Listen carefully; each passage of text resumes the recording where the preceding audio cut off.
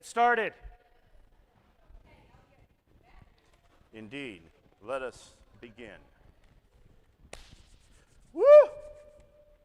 Today's going to be a lot of fun. Nolan, you got to do the. I want to remind everybody today that there are microphones throughout the room. Want you to use them. We are not debating anything. You'll need to unmute the mics as they use them. We are so and it'll go to there automatically. Matter and antimatter. Intelligence and, well. We're going to get started. We're going to get started. All right, go. We're getting started. Start. Gentlemen, start your engines. Used to be able to say that. Now they say, drivers, start your engines. Well, you got Danica Patrick. You can't say gentlemen. I mean, come on. Yeah, I don't know. Let's go ahead and get started. All right.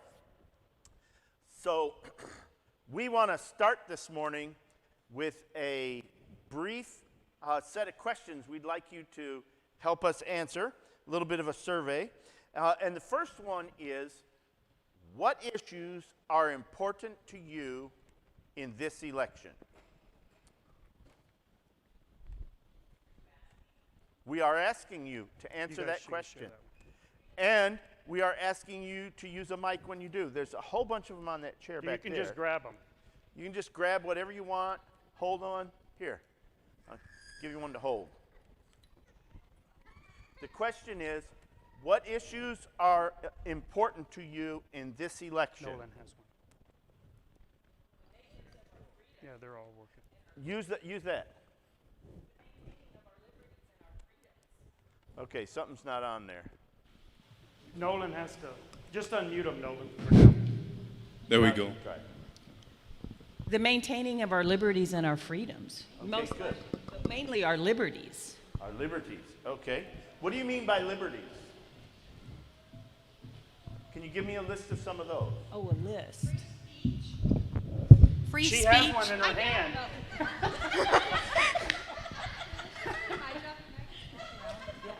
Okay. Free speech. What else?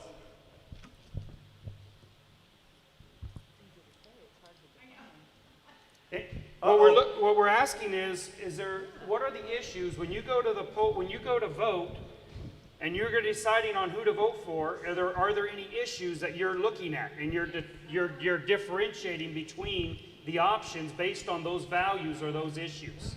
Or when you're voting. Oh, the tax laws. I like Trump. Tax laws. Tax law, finances, economics. Yes, the economics. Okay. The different parties. Abortion. Abortion is an issue, okay? Foreign policy, okay. What about foreign policy?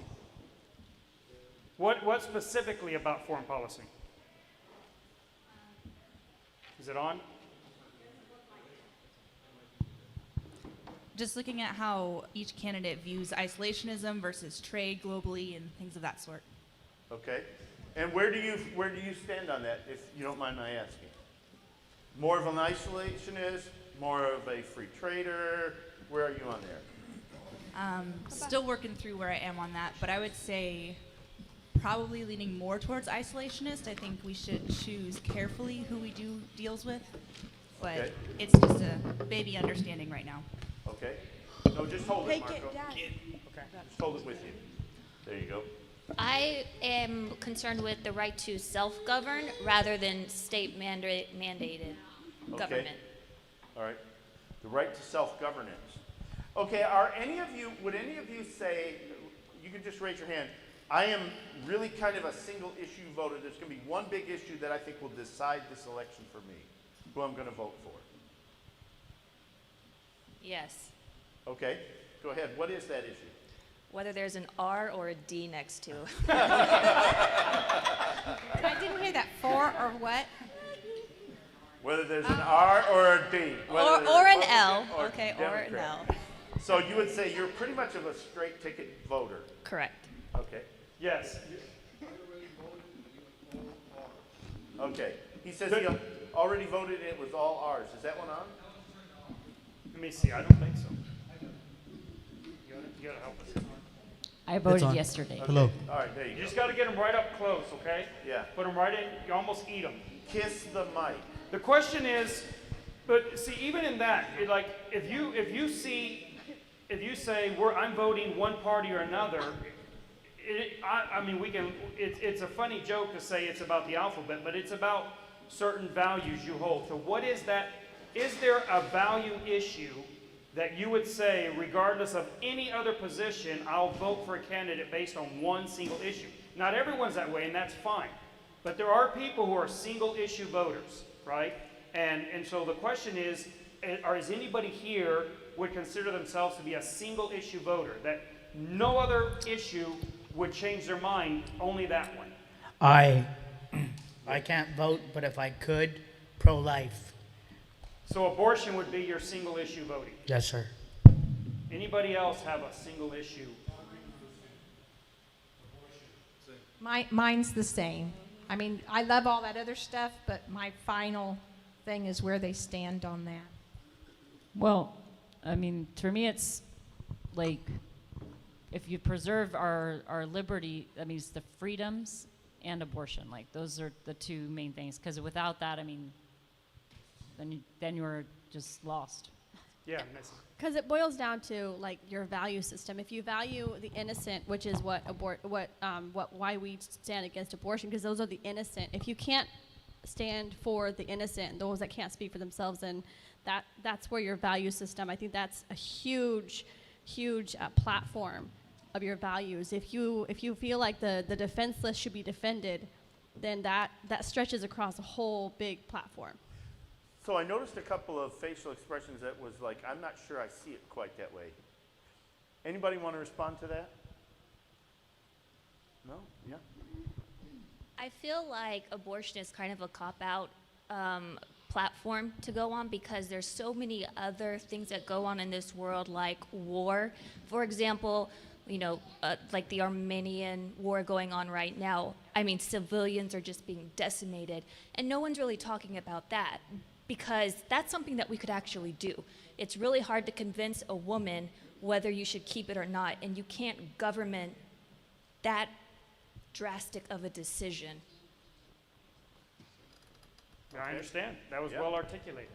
Very well. Look, I want to be very clear that we're not here with an agenda of trying to convince you of how to vote or what to vote for. This is not what this is about. We really are asking and trying to get an idea of where all of you are at so that we can all get into this discussion that we do want to have on this issue.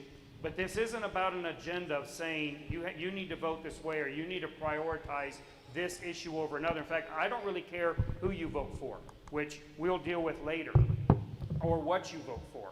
I do think that you ought to think about it and we ought to consider it. But we're not even here to talk to you about voting. We just wanted to, because it's election cycle, we're in the last days of an election, and that's how things are thinking about. We'd like to introduce it this way. But this isn't about going and voting or not voting or what you're voting for, but we want to kind of couch it in that way. I would say that abortion is a central issue of our society.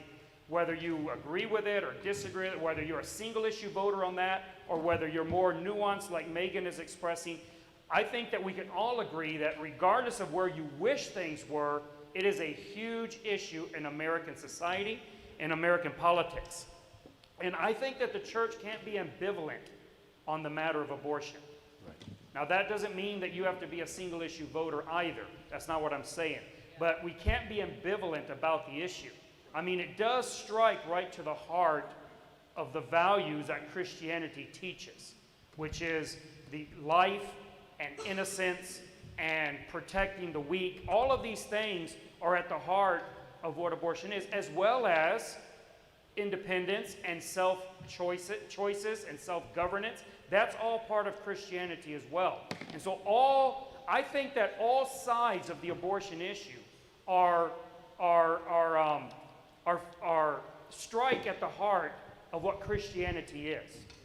And with that in mind, I would tell you that I think we need to quit looking at the issue of abortion as a war, because there are no sides to this. I know it feels like there's sides. If you're strong anti-abortion, like many of you expressed, you might feel like there's sides to this issue. And there are sides, but not in the way we're talking about. There's no political side to this. Regardless of what candidates might use to bludgeon the other with, there is no side to a woman who gets an abortion or a woman who doesn't. Like, for instance, Paul writes on a grander scale of a topic, obviously not referring to this specifically, but on a much grander scale, he writes in Ephesians 6:11 that as Christians we need to put on the whole armor of God that will be able to stand against the wiles of the devil. For we wrestle not against flesh and blood, but against principalities and against powers and against the rulers of the darkness of this world, against spiritual wickedness in high places. But his point here is that we are not in a fight against other people. We're not fighting against people who have an abortion, people who are against abortion. If you think your fight is against any of these people, even if we're talking about abortionist doctors, even the most horrendous cases like Gosnell out of Chicago, that is not who we're fighting if you're against abortion. And so we need to be very clear that there are no sides to this. And painting this as a war, us against them, that is not the Christian perspective of this, right? Right. So when we talk about there are no sides and it's not those people, I just want to kind of get a sense. Do you agree with that? Can you see the point we're making there? That if we could eliminate Gosnell or the way that they speak, the things that they teach, we would not really have done anything, right? So going against those people, yes, were you going to say? So I understand that perspective, yet as putting on the armor of God would be going into battle in some sense. But it's against Satan. Right. Principalities and powers. Yet the battle or the issue at hand is, if we go with that, isn't it, we're pretty much dealing with it on different terms than what's at hand. We're talking about as I'm trying not to make it as what you're saying, but if for lack of a better term, the other side is talking about abortion up to the birth. So we're saying, oh well, but we're not against them. No, I didn't say we're not against these ideas. That's what right. Paul says here. No, not we're them. Against I'm saying principalities and powers. We're against thoughts in high places. That's why I said when I say it's not a war and there are no sides, I'm speaking about it from a political standpoint. The idea that the wars against the other political side or another political side, if there's many. And that's a wrong way of looking at this. There is a spiritual warfare going on. And that's what the Bible tells us, that we need to remember that everybody who's against the gospel is bound by Satan. The enemy are not the people. We're trying to save. That's what Jesus says. I didn't come to condemn people. I came to save people. Now, Jesus came to fight a war, but it wasn't against the Samaritans that rejected him. Right? It wasn't against the abortionists. It wasn't against murderers. The war is not against rapists or adulterers or fornicators. Now, that is not to say we approve or ambivalent, like I said, about these issues. But we have to identify who the real enemy is. And the real enemy is Satan, right? And people are blind and deceived and bound to his will. And our goal is to save them, not condemn them. Use a microphone. Yes. If not, it won't be on video. Oh, well, that didn't matter. So we had this conversation up in Washington a while back, and the point that most of us we came to was our responsibilities as Christians is not to fight the war. Our responsibilities is what Marco was saying this morning. If we as Christians stand for what's right, and we are a shining light in a dark world, What we can vote for is one, freedom and liberties, the right to maintain the gathering of worship the way we choose. Because if we have freedom of religion, if we have the right to continue preaching and teaching and witnessing, that's how we're going to win the lost. And those people then change their mind on abortion. Those people then change their mind on whatever abuse is out there, because now they are on Christ's side and they are for Christ. So that's just a number. Agreed. So let me ask this as a, kind of another question, which is, how many of you have reposted abortion, anti-abortion or pro-life memes on your Facebook page? Right? Why do we do that? Why did you, what did it say? Why did you post that? Anybody want to tell me? Oh, yeah. Sorry. I have, and I feel like it's to cause people who are quote unquote pro-choice to realize that they're not pro-choice, that that baby has no choice, and that they're because they want to have the freedom to do what they want with their body. They're taking every choice that baby will ever have in its existence. Okay. On Instagram, I've posted videos that I've seen on pages that I follow, and it's like arguments against some arguments that pro-choicers have about abortion, so like about rape and stuff like that, or incest. So I've posted the arguments against that. Okay. To like give an argument to them, for them, that because they say like that pro-lifers don't have arguments, that they just say, oh, well, babies, like they're alive. And that's supposedly their only argument, so I've posted the ones where they actually give like an explanation. Okay, very good. Anybody else? I want to ask a question regarding some extreme cases for a minute, and I want us to think through those extreme cases. Because it seems to me like oftentimes in this discussion, we very easily dismiss these things that are rather important cases, like the case of pregnancy by incest.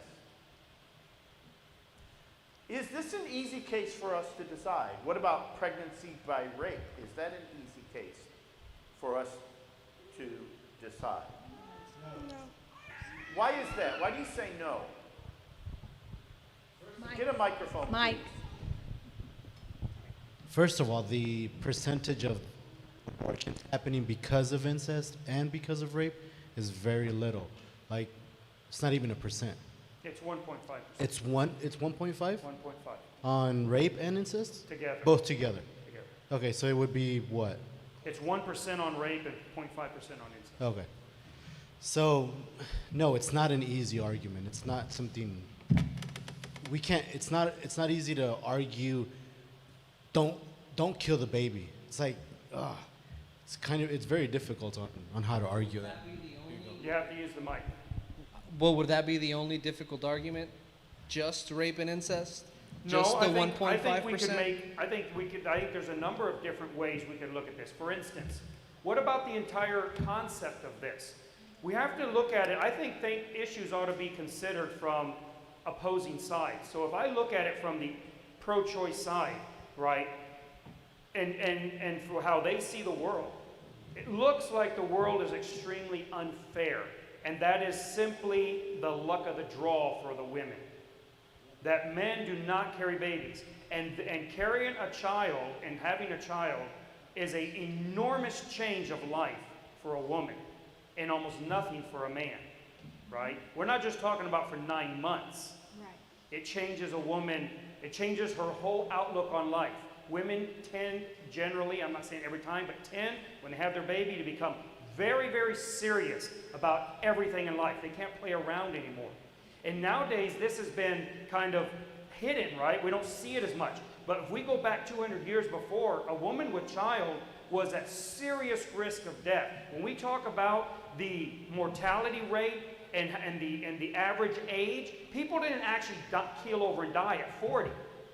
Right? If they could survive childhood and childbearing, they could live to be 60, 70, 80 years old. The founding fathers all died very old going through war.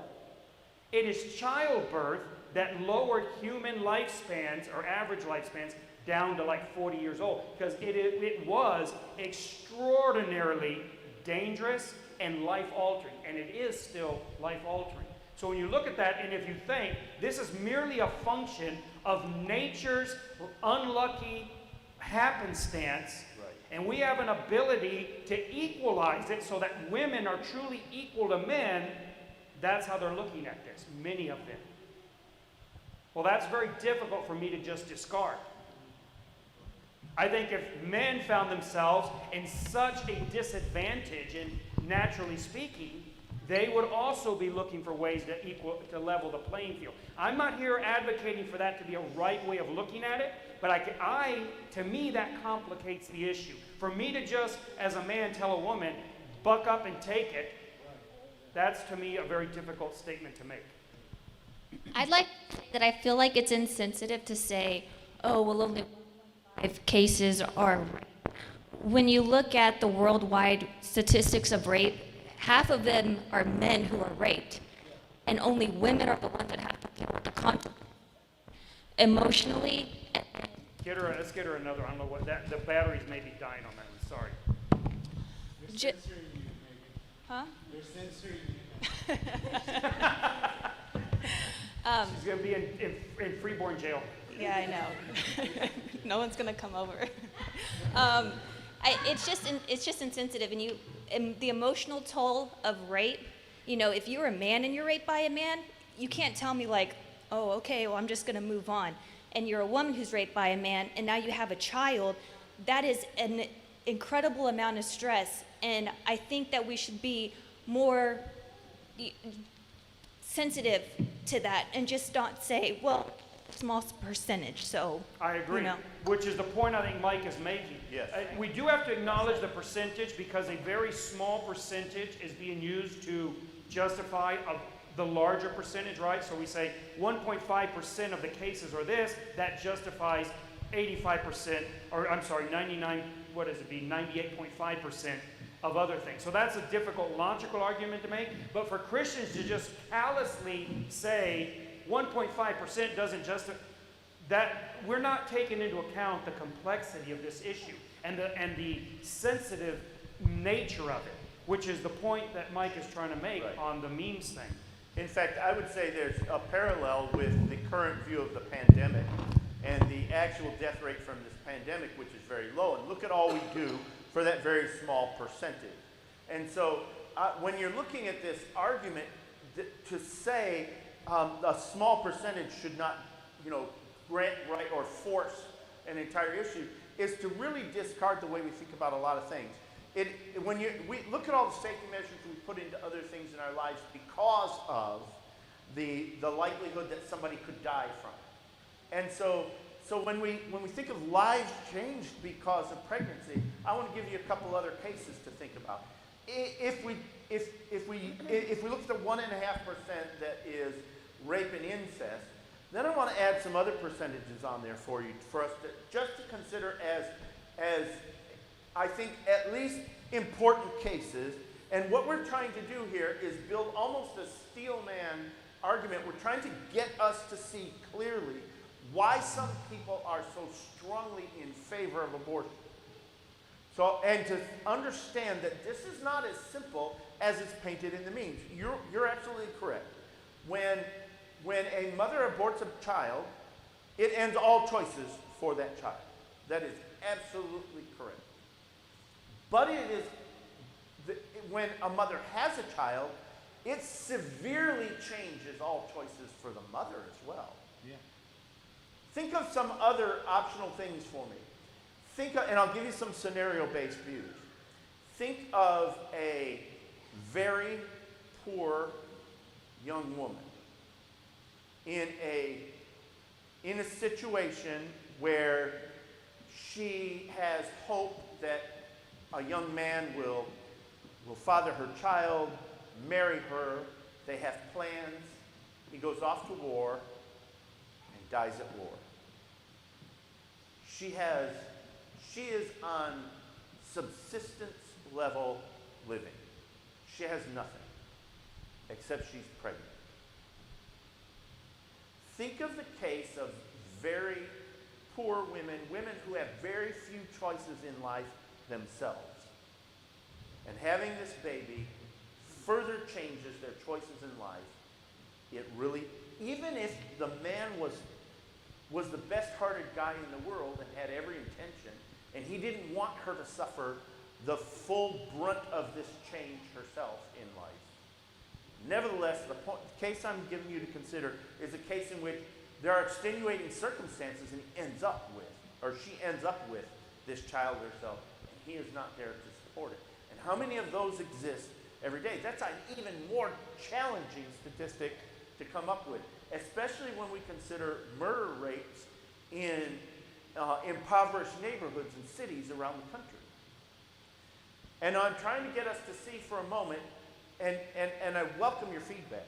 Can you see that what this does is it presents us with a, not just a legal issue, but a moral issue, which if we just said life is most important and therefore it doesn't matter, but look at the life you've changed and the life you've compromised, and do you see that this is actually a complex moral issue?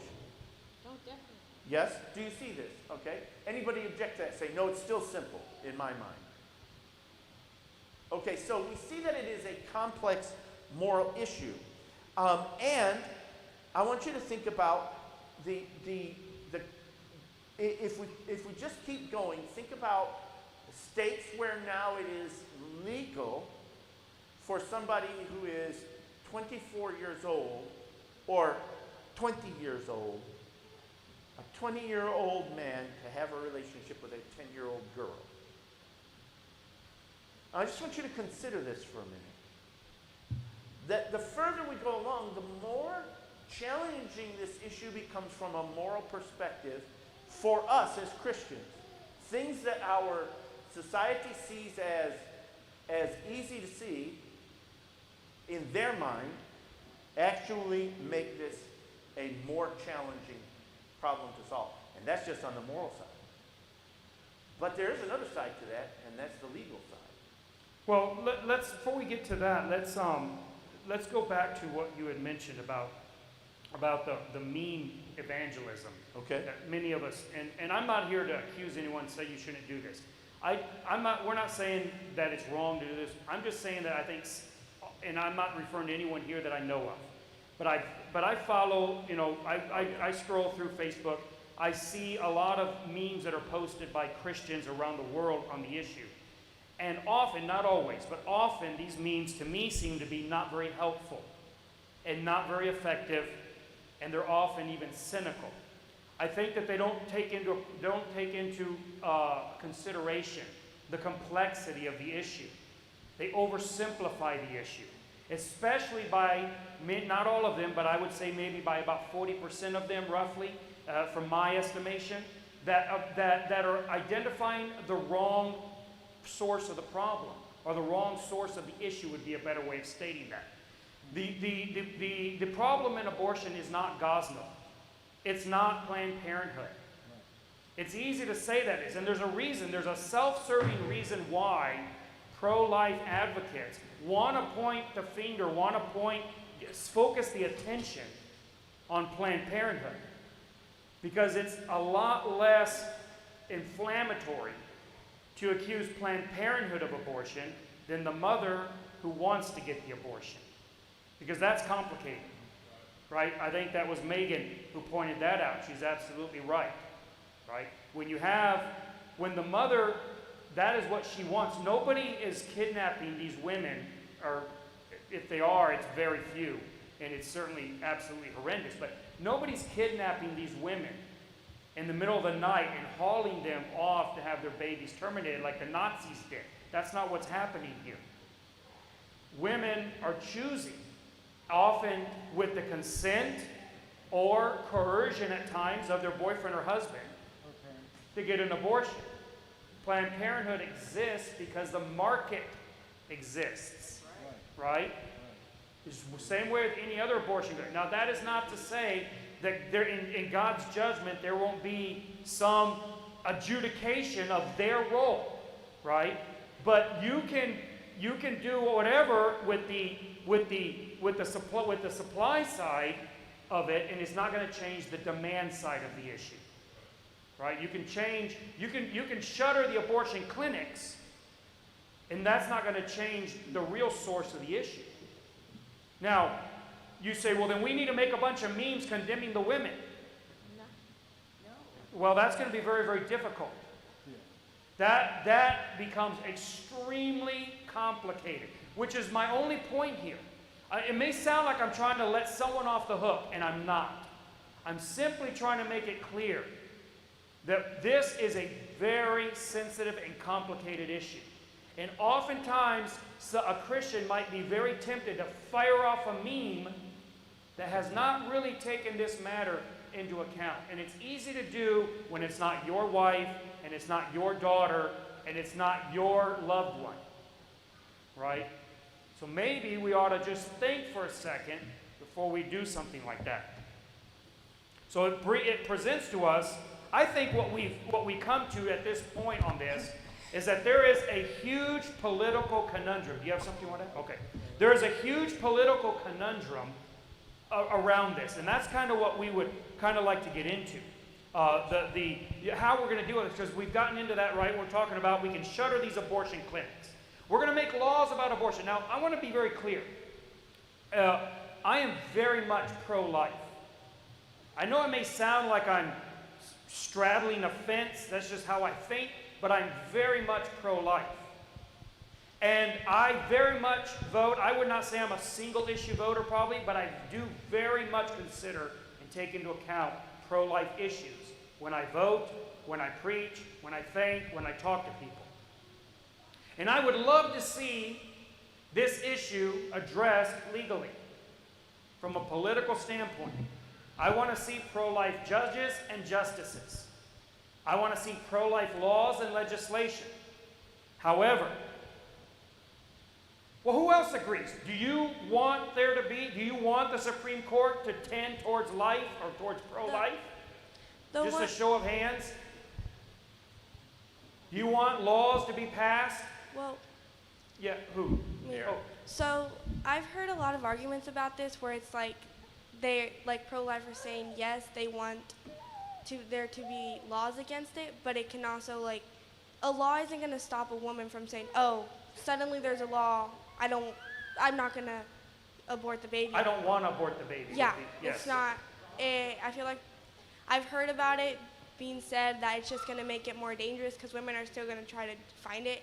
And I've seen it on social media, girls making jokes about it and have, there being other ways. And, that's the thing about the law, that it just makes it more dangerous also for the woman. So I feel like it may raise,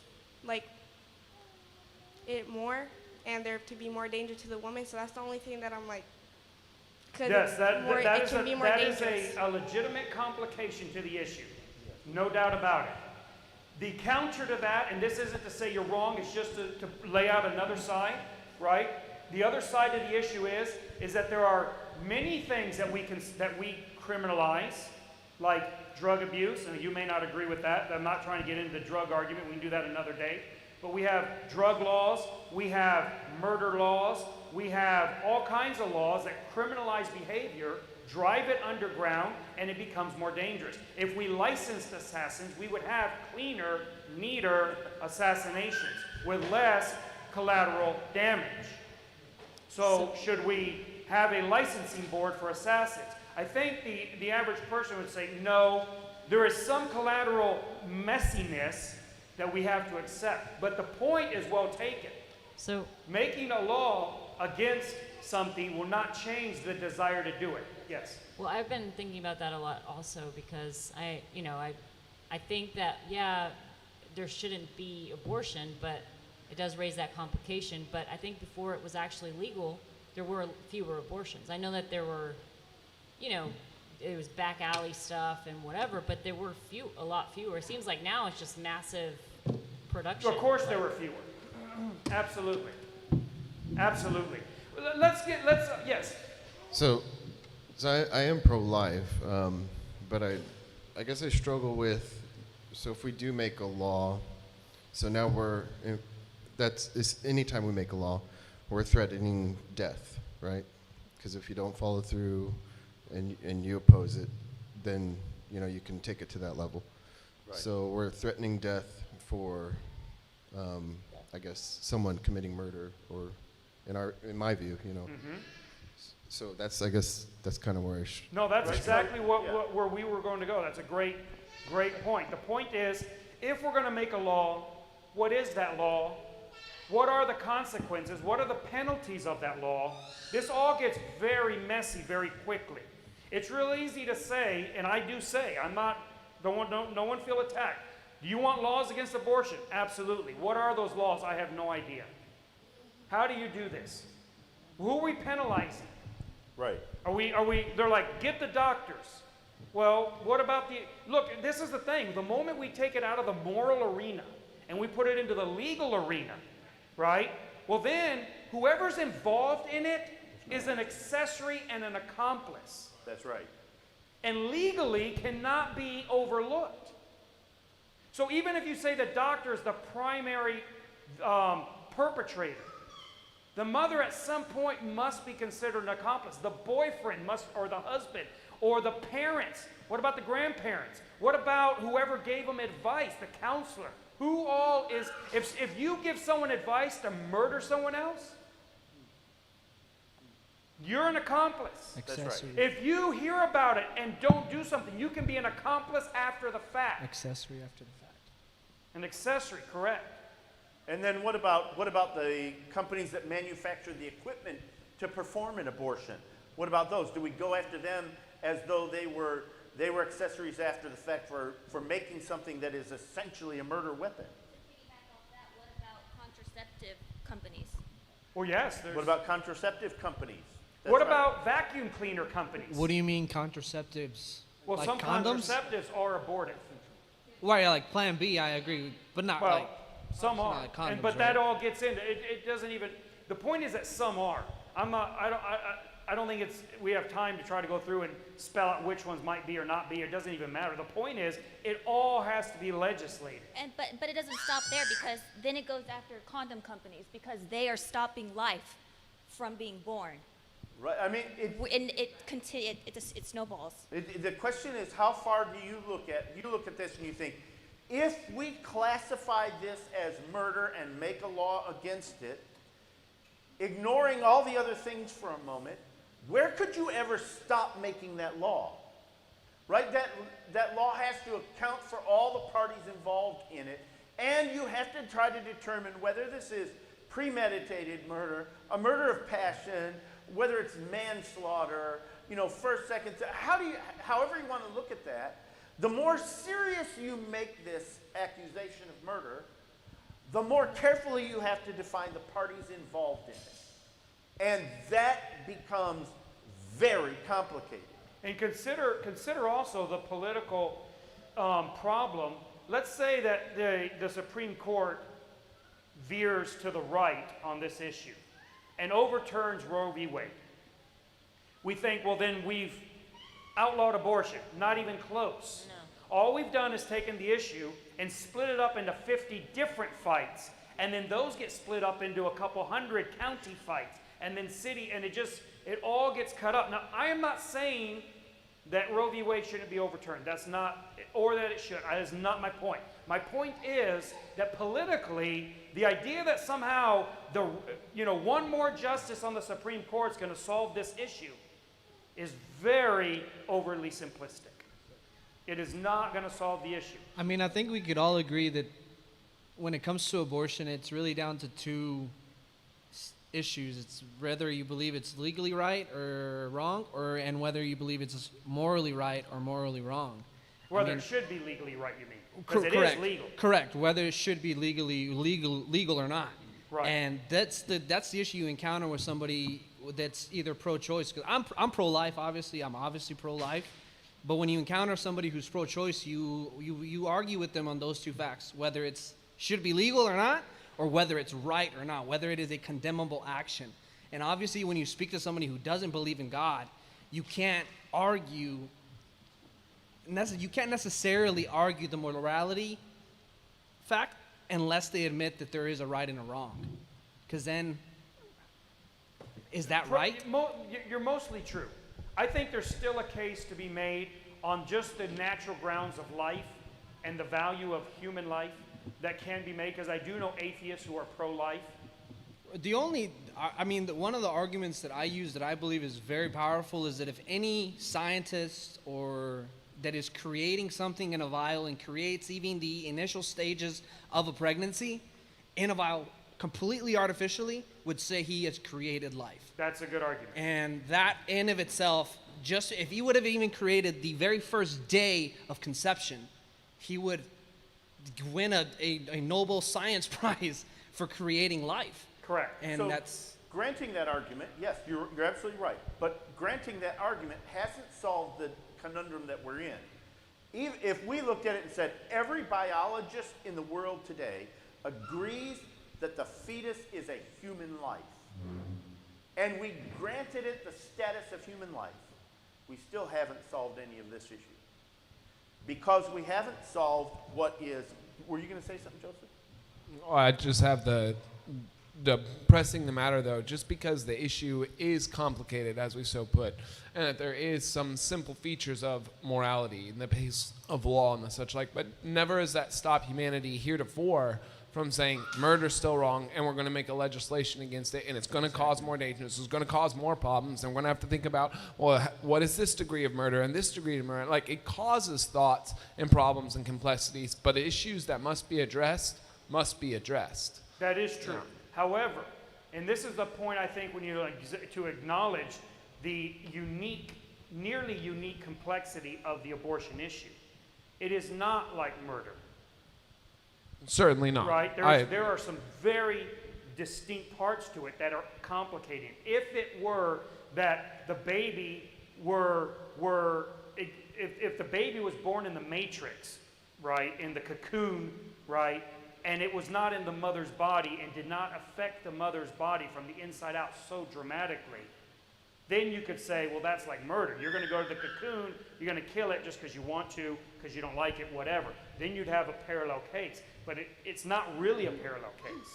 I don't mean to set it up as a parallel case. I mean to set it up as all issues that you try and legislate become complex. Like, if you make a drug law, well, then who gets to regulate what? Who gets to decide what's actually illegal, what's not illegal? Well, this is a mind-altering drug, but you get to assign it pharmaceutically as a painkiller. Like, well, who gets to decide? Like, all these issues are complicated in essence the moment you try and legislate something. But this, I think we need to acknowledge that ones like this are especially complicated. Because it has to deal with life and it's different. Well, because there's more people, there's so much involved. It's so intricately intertwined.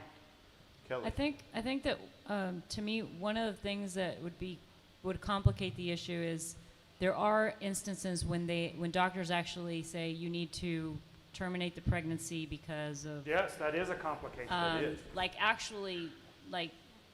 I guess you could maybe see valid reasons, but then okay, so that's okay. Why would that make it okay to terminate a life even though, That's a great question. And they're not always right. And they're not. We have a personal friend who was told that their baby was going to be born, 100% chance going to be born severely retarded, severely mentally disabled, and endanger the health of the mother. They, because of their conviction of life, decided to carry the child to term anyways. She carried to term, no health problems, and the baby was born completely good, well. They were absolutely wrong. The baby wasn't even mildly disabled. So they're not always right. So, and I don't think the doctor had some agenda to kill babies.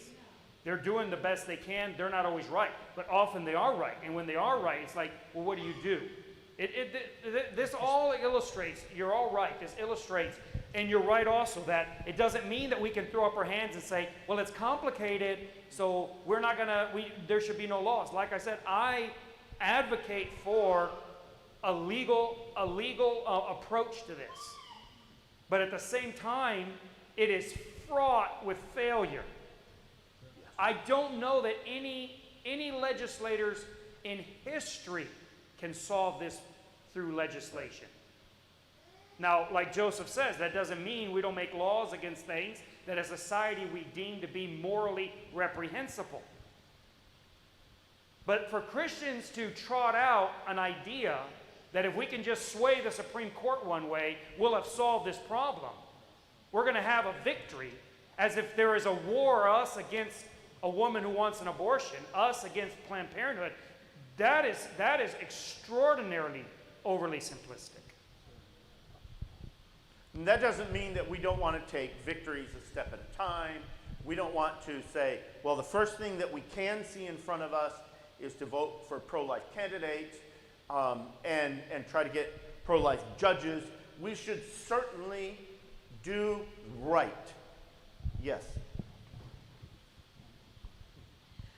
So would it be fair to maybe kind of sum this up into like, so there's a what we're attempting to do when we go vote pro-life, we're trying to do something at the polls that we probably should be maybe more trying to do in our Christian role. So there's like the civic duty and there's our Christian duty, and I feel like maybe that's one of those things that we can't really accomplish in our civic duty by voting pro-life. Like it just opens up so many cans of worms, and it makes things so complex as we're discussing and morally. But then there's the Christian side, where our Christian duty, which is to evangelize and to teach and to teach moral standards, starting with our children and then moving on to our friends, neighbors, and I feel like maybe is that kind of where we would have to draw the line? I think that is certainly a very important consideration. I would think we should consider for a second before we get too far off topic. I think you're right on you hit the nail right on the head, Missy. But I think we ought to think about for a second why it is that these legislative attempts don't work. That's right. Right? And the reason has already been brought up. Megan mentioned it. A couple of you others have mentioned it or implied it. I think everyone in the room gets it. And that is, we are trying to make laws to stop people from doing what they want to do.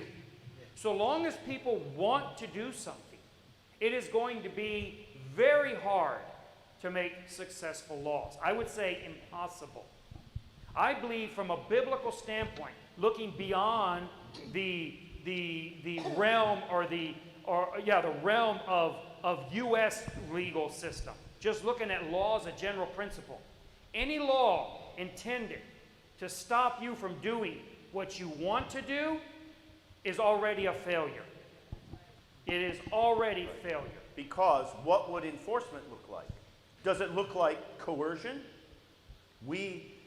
Does it, like anytime a woman gets pregnant, we take her to a special hospital where she has no other option except to deliver the baby? Does it look like something we follow up on later, right? We track down every woman who was ever reported pregnant. We make all pregnancy test kits have little Wi-Fi modules in them, so they automatically report their GPS location and the pregnancy of the mother. And we follow up on those. What would enforcement look like for something like that? And then if it's something that people really want to do, how do we deal with the demand side of it? How do we eliminate the demand side under law? And without going into a lot of parallel cases, I would simply observe we have miserably failed at that every time we've tried to legislate the demand side. I think a suicide would be a good illustration of how silly law could be, right? We can say suicide is murder. Therefore, we're going to apply the death penalty to it. Well, obviously the law is not really helping us here. Should we not have a law against these things? Well, no, we should. Is it effective? No, it isn't. Well, I would just say, I mean, it's complicated, and I understand, like, okay, we don't know what the laws should be, but I will not vote for someone that's trying to extend the law even worse and, kill the baby up to the moment of birth type of thing, like. Right. I can't vote for. But if you're pro-life, how is it worse if you kill it at No, I 8 know, but I'm weeks not. than at But they're trying 9 to. They're months. just trying to even get. She's saying about the, she's I couldn't basically making vote. the argument of the status quo. Like I'm not gonna make. She's saying, I don't agree with where we're at, but I'm certainly not going to go to extend or expand what is now the status quo, which is where a lot of pro-lifers are. They're kind of like, if they will just leave it at the status quo, we could have a ceasefire, which is what they tried to do with slavery, right? We're going to just stop there. You're going to, that slavery here, no slavery here. As long as that border holds, we're going to keep the status quo. When the Southerners invaded the North essentially legally, well, that's what brought out the Civil War. And so that's basically what she said. We really got to end it up. So who else has something? Very quickly. What You're good. You're good. what we have here now is equally complicated. Right up here, right up here. What we have now is equally complicated, and to do nothing, no law that we pass will totally solve the abortion problem, but what we have now is the door wide open, where people are That is true. People are having children for sport and killing them off. That is true, but I would just change, I would tweak one point you made, and that is no law will at all solve the abortion problem Correct. from a Christian perspective. But other than that, I completely agree. Anyone else, very quickly, it has to be short. The last quick point is just like, it's clearly this is complicated, so the ideal that the principalities and powers behind it, if people change their thinking, then the corrupt world isn't corrupt. Like the issue I don't think can change as long as the world is corrupt. You just have to address it in all its complexity as best you can. I would agree with that. Yes. All right, we need to end it there. We're over time. Thank you very much.